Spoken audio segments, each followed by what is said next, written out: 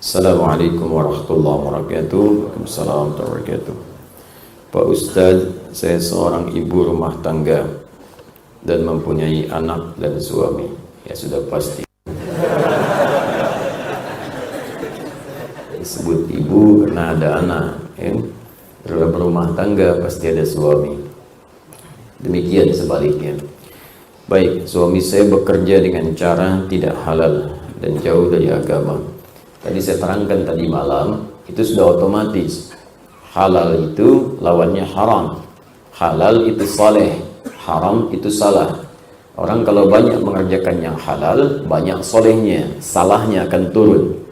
Maka yang soleh ini, jika kemudian diolah dan masuk ke dalam tubuh kita, suami bawa harta yang halal, dibawa ke rumah, dimasak oleh istri, jadi makanan, dibelikan pakaian, dipakai di tubuh, jadi energi, muncul keberkahan di situ. Karena itu halal itu lekat dengan keberkahan. Di antara nama lain berkah itu thayyib, jamaknya thayyibat. Karena itu ketika seorang suami diminta mencari nafkah, diminta mencari dengan cara yang halal. Kalimat halal pertama dalam Al-Quran disandingkan dengan kata thayyib. Quran surah kedua ayat 168. Ya ayyuhan nasu kulu mimma fil ardi halalan thayyiban. Hai semua manusia tanpa kecuali. Disebutkan manusia dengan kata nas, mencakup konteks komunalnya, kehidupan sosialnya. 241 kali disebutkan dalam Al-Quran. Bahkan dimulai dengan kata ayyuha, 150 kali disebutkan dalam Al-Quran. Ayyunya munada, hanya tanbih. Ayyunya berfungsi taukid di situ. Taukid itu penguat, tanbih itu pengingat. Disahkan kalau kita terjemahkan dengan ilmunya, Allah ingin mengatakan ya ayyuhan nas, hai semua manusia. Pakai ya lagi, linida'il qarib mutawassit wal ba'id, untuk menyeru yang dekat, yang menengah, yang jauh. Disebutkan 361 kali dalam Al-Quran. Hai semua manusia tanpa kecuali, dekat, menengah, ataupun jauh. Aku tegaskan, aku ingatkan, kata Allah, silahkan kau menyebar di bumi untuk mencari makan, cari kebutuhan, silahkan kerja. Saya sering katakan yang menggunakan rumus di balaghah, dzikrul ba'di yuradu bihil kullu. Disebutkan sebagian yang dimaksud keseluruhan. Di bahasa Indonesia diserap menjadi rumus sinekdok pas pro toto. Hukum sebaliknya disebut sinekdok totem pro parte. Disebutkan keseluruhan yang dimaksud sebagian. Silahkan cari makan. Anda kan kalau ditanya papa mau kemana? Mencari sesuap nasi. Padahal kan yang dihasilkan tidak sesuap. Sepiring, sebakul, ya? Tambah yang lain. Ya, silahkan Anda bekerja untuk bisa makan. Silahkan kerja untuk bisa berpakaian. Cuman kata Allah, menyebarlah di tempat yang bisa engkau jangkau. Pakai min litab'id, mimma fil ardi. Dari min dan ma disatukan menjadi mimma. Minnya tab'id. Tidak harus keliling bumi semua. Capek Anda. Ya, sebagian tempat yang bisa dijangkau di bumi, silahkan Anda jangkau itu. Ya, kalau nggak dapat di Kota Baru Parahyangan, pergi ke Bandung sana. Nggak dapat di Bandung, nyebar lagi mungkin di kabupaten. Nggak dapat mungkin di Sukabumi, hubud dunia. Ya. Nggak dapat di Sukabumi, mungkin di Cianjur. Nggak dapat di situ, mungkin ada di Sumatera, mungkin ada di Kalimantan, mungkin di Papua, mungkin nyebrang ke Malaysia. Silahkan, yang penting bisa kita jangkau. Cuma kata Allah halalan, nah yang menarik thayyiban. Cari dengan cara yang halal, kemudian belanjakan itu pada yang thayyib. Ya, di antara makna thayyib itu sesuatu yang lekat dengan keberkahan. Bagi orang beriman, halal itu nggak ditanya lagi, tapi thayyibnya yang penting. Sehingga thayyib menjadi jama' bagi orang beriman. Karena orang beriman itu sudah pasti mencari yang halal dan akan mengumpulkan banyak yang berkah. Ketika pindah kepada ayat orang beriman mencari nafkah itu, bekerja untuk mendapatkan harta, maka halalnya dibuang karena iman otomatis mencari yang halal, thayyibnya dijamakkan jadi thayyibat. Pindah ke ayat 172 di surah yang sama Al-Baqarah. Naik ke kiri agak sedikit ke atas. Ya ayyuhalladzina amanu, redaksinya sama nih, kulu sama persis. Bedanya min thayyibati ma razaqnakum. Hai semua orang-orang yang telah beriman. Kata Allah, silakan bekerja juga. Jadi beriman pun tidak menghilangkan dan menepikan ikhtiar kita untuk bekerja. Ini bukan karena sudah beriman gak usah kerja. Ya Allah, saya kan sudah beriman, cukup tahajud mas datang. Cukup puasa misalnya, gaji langsung diberikan. Nggak ada. Ya, nggak ada Allah mengutus malaikat tuh ngasih ngaji. Tiba-tiba Allahu Akbar, selesai tahajud dikirim malaikat maut. Buat apa ngasih gaji? Nggak ada. Tugas cuma nyambut nyawa, kan? Baik, Anda kerja berikhtiar. Dari situ min thayyibat. Perhatikan, halalnya tidak disebutkan, thayyibin dijamakan. Ini menunjukkan orang beriman itu lebih melihat pada kualitas bukan kuantitas. Bagi orang beriman itu nggak akan berpikir, nggak harus loba mengumpulkan harta, banyak pengen, bukan keinginan tapi kebutuhan. Apa yang dibutuhkan itu yang didapatkan, berkah yang dicari. Kalau sudah berkah maka hidup itu jadi nikmat. Apa itu berkah? Ziyadatul khair. Ziyadatul khair. Semakin tinggi iman maka akan semakin meningkat takwa. Karena itu iman seringkali disandingkan dengan takwa. Imma takwanya di depan atau di akhir. Contoh yang takwanya di depan. Al-Baqarah ayat 2 sampai dengan 3 dan seterusnya. Dzalikal kitabu la raiba fihi hudal lil muttaqin. Siapa orang muttaqin ini? Teruskan ayat 3-nya. Alladzina yu'minuna bil ghaib. Takwa disandingkan dengan iman. Kadang-kadang iman duluan, kemudian takwa. Apa contohnya? Misal Ali Imran ayat 102. Ya ayyuhalladzina amanu taqullaha haqqa tuqatih. Ya ayyuhalladzina amanu, selalu kemudian iman, setelahnya takwa. Iman, setelahnya takwa. Sekarang perhatikan, ketika imannya naik, takwanya meningkat, maka Allah merubah bentuk thayyibat menjadi barakah. Buka Quran surah ke-7 ayat 96. Walau anna ahlal qura amanu wattaqau la fatahna alaihim barakatim minas samai wal ard. Bukan thayyibat lagi, tapi barakah. Langsung nilai kebaikannya. Kata Allah, kalau hambaku mampu meningkatkan iman dan naik levelnya kepada takwa, takwanya makin meningkat, maka aku buka pintu keberkahan. Langsung, ini gak capek lagi. Gak pergi lelah, capek, peras keringat. Tidak. Dibuka pintu langit dan bumi untuk memberikan keberkahan kepadanya. Kalau berkah sudah dibuka, sudah. Semua baik muncul. Baik semua muncul. Di rumah tangga baik, sehingga cenderung tidak banyak masalah. Nafsu tertekan, sehingga kebutuhan yang dibutuhkan bukan keinginan yang ingin diraih. Kalau sudah seperti itu hidup nikmat, karena nggak ada tuntutan berlebihan untuk bisa mencukupkan kehidupan dunia dengan cara yang tidak wajar. Karena itu takwa selalu bersanding dengan solusi. Perhatikan kalimatnya. Ketika takwa naik, persoalan selesai, rezeki datang bahkan dari sisi yang tidak diduga. Quran surah ke-65 ayat 2 sampai 3. Wa may yattaqillaha yaj'al lahu makhraja wa yarzuqhu min haitsu la yahtasib. Ya, siapa yang mampu meningkatkan takwa kepada Allah, maka Allah akan mudahkan setiap persoalan yang ia alami, diberikan jalan keluar, solusi. Bukan gak punya masalah, tapi masalah itu saat akan dihadapi diringankan oleh Allah. Rumah tangga itu persoalan ada. Tapi bagi orang-orang yang takwanya tinggi, kadang-kadang masalah berat pun selesai dengan senyuman. Karena sebelum dialami, Allah ringankan itu. Ya, ada orang sudah gelarnya tinggi, harta banyak, kedudukan juga luar biasa, tapi nggak pernah tuntas persoalannya. Itu poinnya. Rizki nggak susah, karena wa yarzuqhu min haitsu la yahtasib. Allah datangkan bahkan dari sisi yang tidak dia duga. Dan karena tuntutannya tidak banyak, karena kebutuhan bukan keinginan, akhirnya apa yang dibutuhkan itu yang dikonsumsi. Haus itu butuh minum. Minum itu yang penting halal dan berkah. Jadi nggak banyak keinginan. Ada air bening, alhamdulillah. Ada teh manis, alhamdulillah. Teh pahit, tidak masalah. Tapi kalau keinginan banyak, untuk menghilangkan haus saja, butuh misalnya buah naga di jus. Subuh-subuh nyarinya susah. Jalan ke Sukajadi. Kan? Belum buka, ditungguin. Sampai siang belum buka juga. Sampai sore belum buka juga. Ternyata orangnya sedang pergi ke Jakarta. Ya. Capek tuntutannya. Nah, itu yang dimaksudkan di ayat-ayat yang lain. Bahkan nanti takwa lekat dengan banyak kebaikan. Pengen bahagia, takwa. Al-Baqarah di akhir ayat 189. Wattaqullaha la'allakum tuflihun. Jadi turunannya banyak. Sebaliknya, orang yang menjauh dari yang halal, maka otomatis yang haramnya itu akan naik.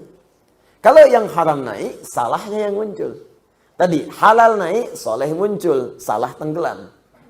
Sebaliknya, haram yang naik, halal tenggelam, salahnya banyak muncul. Karena tadi iman bersanding dengan takwa, amalan takwa itu amal soleh. Kadang bentuknya ibadah ritual.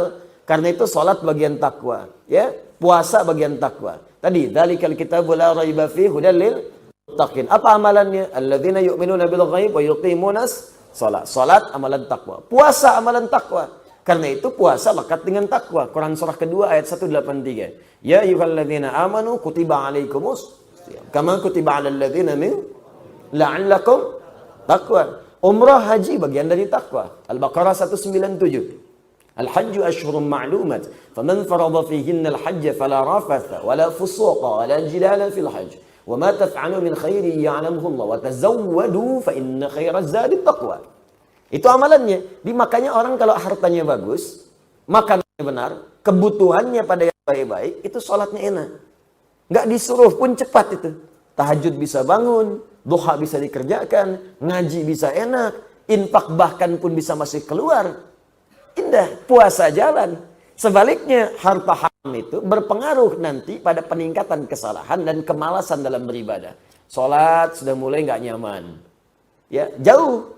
Puasa apalagi, jangankan yang sunnah, Ramadan pun kadang-kadang sudah jadi persoalan. Kapan Ramadan tiba? Nggak terasa ya mas, sebulan lagi. Kok cepat amat ya? Ya, kebalik tuh. Orang takwa, nunggu sholat itu, baru sholat subuh udah nunggu zuhur. Kapan kita mah, zuhurnya jam berapa itu? Takwa. Tapi kalau takwanya meredup, salahnya muncul, keberatan yang ada. Ya, ini baru maghrib, udah isya lagi. Baru sahur hanya buka.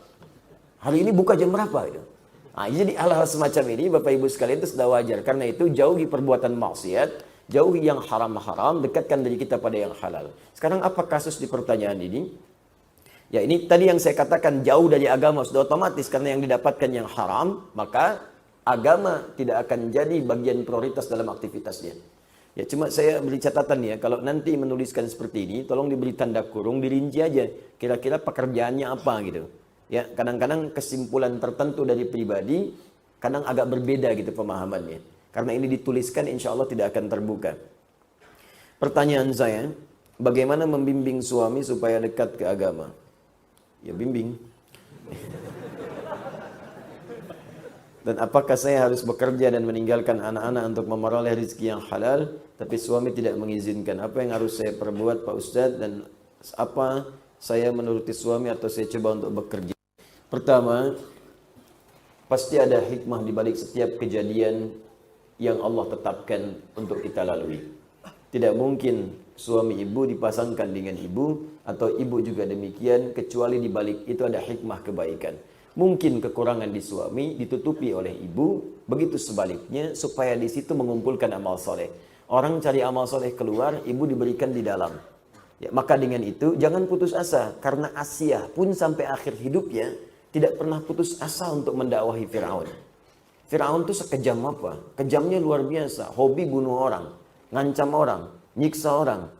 Bahkan Nabi Musa pun ketika akan berdakwah kepada Firaun harus berdoa dulu kepada Allah untuk minta dilembutkan hatinya supaya tidak kalah dengan ancaman-ancaman. Karena Nabi dan Rasul itu doanya itu kan mustajab seketika. Kalau sedikit tersinggung aja, ya Allah ini Firaun bosan sekali, saya wafatkan sekarang, wafat. Ya. Cuman nggak ada hikmah buat kita untuk dipelajari.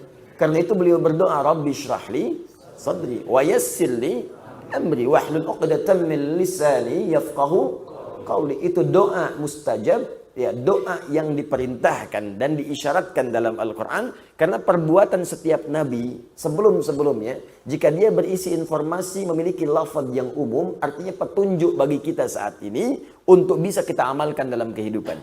Karena itu seringkali diakhiri dengan redaksi-redaksi contoh bagi orang-orang di masa depan, yang dikumpulkan kemudian pada Nabi Muhammad SAW, dilengkapi dan diajarkan kepada kita. Karena itu ketika Allah mengisahkan kisah Nabi Ayub, ujungnya ditutup wa dzikra lil abidin. Jika ada hamba-hamba yang soleh, sama sakit seperti Ayub, amalkan amalan Ayub, maka aku akan sembuhkan ia seperti aku menyembuhkan Ayub alaihissalam. Itu di Quran surah ke-21 ayat 83 sampai 84. Jika Anda berbisnis misalnya, ya, bekerja, disakiti orang, dijahili orang, sampai ingin ada yang menyingkirkan, menyungkurkan Anda, amalkan amalan Nabi Yunus alaihissalam. Jika ada yang mengatakan seperti itu, kata Allah, maka saya akan selamatkan dia. Wa kadzalika nunjil mu'minin. Jika ada orang beriman mengamalkan amalan zikir seperti Yunus alaihissalam, aku akan berikan keselamatan dan kesuksesan yang sama seperti aku berikan kepada Yunus. Karena itu yang pertama, apa yang harus ibu kerjakan, jangan putus asa. Mungkin di situ ada bagian pahala terkumpul untuk mendapatkan surga yang ibu dambakan. Alhamdulillah, Pertama, berdoa kepada Allah Subhanahu wa taala. Bangun malam, tunaikan tahajud. Selepas tahajud, bersujud, minta kepada Allah Subhanahu wa taala, ya Allah, tidaklah Engkau titipkan suami saya ini kepada saya kecuali ada hikmah kebaikan. Alhamdulillah Engkau titipkan kepadaku, bukan pada perempuan-perempuan lain. Ya Allah, lapangkan jiwaku supaya tidak menjadikan apapun yang terjadi padanya sebagai beban kepadaku, tapi bagian dari nilai-nilai ibadah kepadamu untuk mendapatkan bekal pahala sebelum pulang kepadamu. Ya Allah, lapangkan jiwaku sehingga ketika menerima kalimat-kalimat yang tidak berkenan, bisa lapang semua hati ini dan bisa diobati dengan kalimat-kalimat yang baik. Berdoa yang baik. Ini bagian yang pertama. Boleh Anda bacakan, Rabbi syrahli sadri wa yassirli amri wahlul 'uqdatan min lisani yafqahu qawli. Ya Allah, dengan rahmat-Mu yang menyayangi setiap hamba-Mu, dengan petunjuk-Mu yang Kau janjikan memberikan kebahagiaan setiap hamba-Mu, maka aku memohon kepadamu ya Allah yang tidak pernah menyalahi janjinya. Ya Allah, mohon berikan petunjuk kepada suami saya. Ya Allah, mohon lembutkan suami saya. Ya Allah, Engkau yang dengan rahmat-Mu melebihi murka-Mu, Engkau yang menginginkan hamba-Mu mendapatkan surga-Mu, kami mohon ya Allah, jangan biarkan keluarga kami terjerembab pada hal-hal yang Engkau haramkan. Minta kepada Allah, doa dulu. Doa. Malam minta. Ya, setelah itu apa yang terjadi? Kemudian duduk pelan-pelan. Sampaikan dengan cara-cara yang baik. Ya, tegaskan kepadanya pelan-pelan. Ma, apa yang dihasilkan seperti ini, toh pada akhirnya semua kita akan kembali kepada Allah Subhanahu wa taala. Ada saatnya kita akan pulang. Apa bekal yang kira-kira kita akan bawa? Nah, biasanya kalau haramnya terlampau banyak, itu antipati pertama kali, awal-awal. Tapi nggak apa-apa. Udahlah, ya jangan jadi ustazah. Biasanya awal-awal demikian, tapi nggak apa-apa, pelan-pelan, ya kan? Lalu pelan-pelan diproses. Kalau tetap yang dibawa itu haram, hal-hal yang tidak baik, baik, sekarang timbang, apakah saya harus bekerja, Ustaz? Hukum mencari nafkah itu ada pada suami. Tapi kalau kemudian dibawa menjadi tidak baik dan berpotensi buruk dalam kehidupan, maka boleh si ibu itu, misal, ya, dia menyalurkan sesuatu yang tidak sekiranya mengganggu tugas dan kewajiban dia di rumah tangganya untuk anaknya. Misal, Anda bisa buat kue, Anda bisa bikin kue. Anda tidak meninggalkan anak Anda pada saat itu, kewajiban Anda ada. Anda bisa jualan online misalnya, atau bergabung dengan sesuatu, jadi agen yang sekiranya bisa menyalurkan, yang Anda tidak keluar banyak di situ untuk bisa menghilangkan tugas-tugas rumah tangga. Dari situ kumpulkan, nabung, ya, simpan, berikan kepada anak Anda, berikan kepada Anda sendiri yang Anda makan dan sebagainya. Apa yang disimpan diberikan oleh suami, coba sisihkan, simpan. Sampai terkumpul, lalu tunjukkan kepadanya. Ini yang papa kumpulkan, boleh jadi kemudian tidak banyak membawa manfaat untuk kehidupan kita. Silahkan Pak, mau sebanyak apa lagi, Pak simpan saja. Untuk kebutuhan kita, untuk makan dan sebagainya, Alhamdulillah Allah kirimkan dari sisi-sisi yang lain. Cara seperti itu, boleh jadi akan membuat suami sadar, dan mungkin setidaknya bisa berpikir kemudian hari, bahwa apa yang dikerjakan tidak akan membawa manfaat dalam kehidupan.